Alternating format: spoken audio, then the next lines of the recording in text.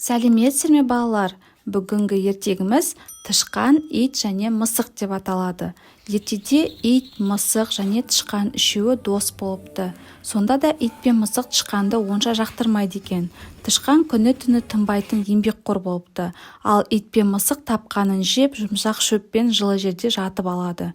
Бір күні ит қасындағы мысыққа: "Осы тышқанның жұмысы таусылмайды, тіпті күйбеңдейді де жүреді" деп қынжылады. Сонда мысық: "Өзіміз шолжиып жатып біреуді күндейміз, осынымыз дұрыс па?" деп итке жөнін айтады.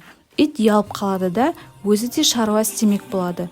Содан былай қарай тышқанға көмектесіп жүреді. "Сен де қол ұшыңды бер" дейді енді ит мысыққа.